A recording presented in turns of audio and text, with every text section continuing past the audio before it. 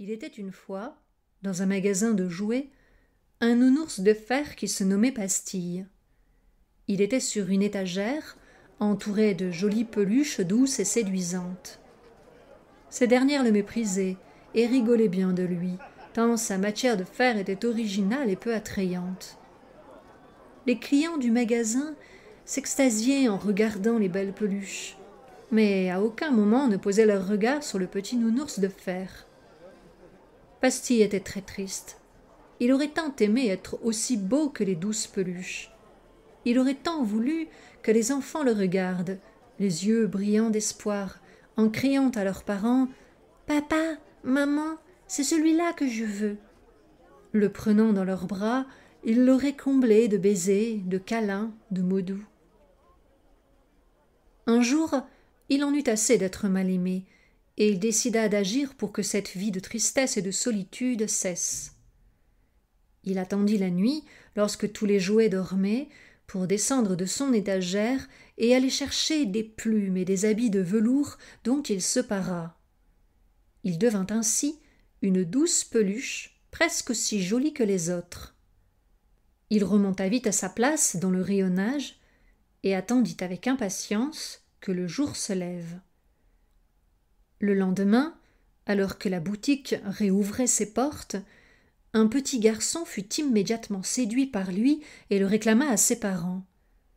Pastille, saisi de joie et de fierté, se laissa prendre sur l'étagère, câliné et aimé par le petit garçon qui l'emmena jusque chez lui.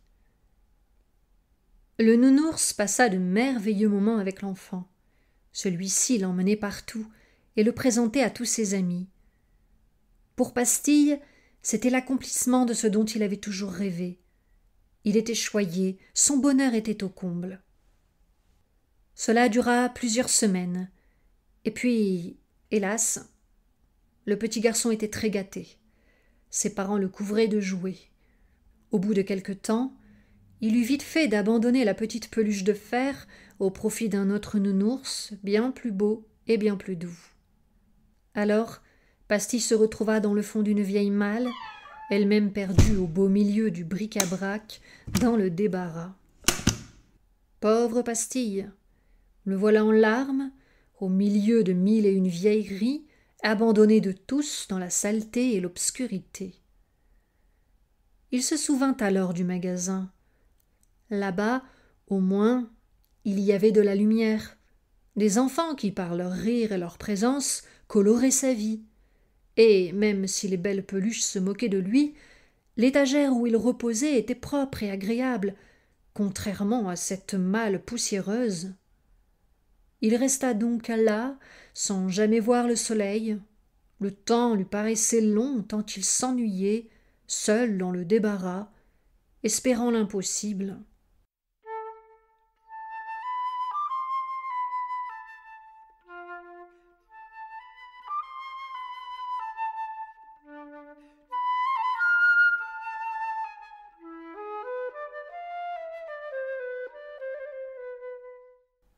Une nuit, alors qu'il sommeillait, Pastille fut réveillé par de grands cris.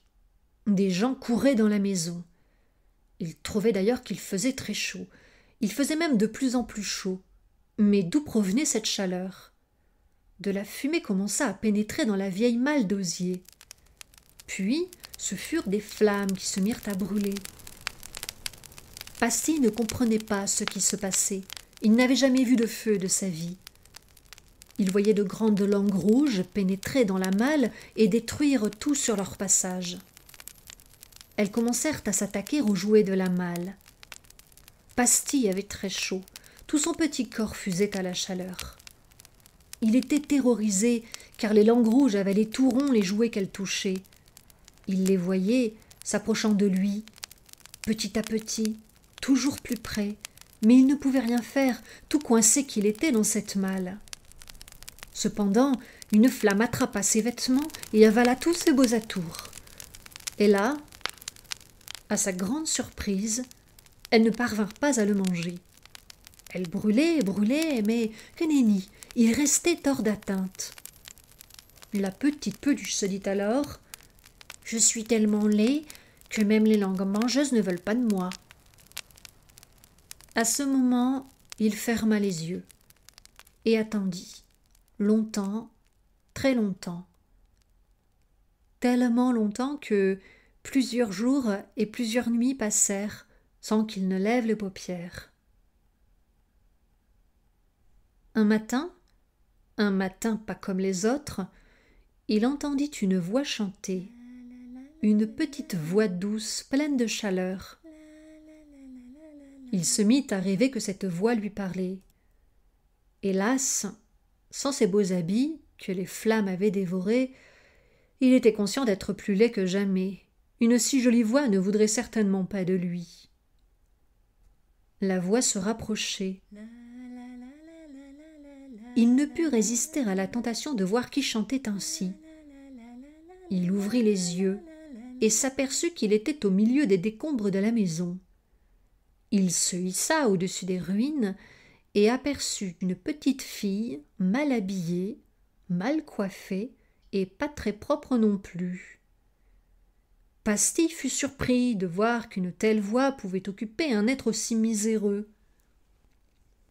La petite fille, en le voyant, ne détourna pas son regard. Au contraire, ses yeux s'illuminèrent, et elle s'arrêta aussitôt de chanter pour s'écrier « Oh, petit nounours, tu as résisté à l'incendie. C'est décidé, je t'adopte. » La petite fille le prit dans ses bras, le couvrit de baisers et de mots doux, lui chanta des chansons. Elle lui raconta sa vie. Elle s'appelait Rose. En réalité, son père et sa mère étaient très pauvres.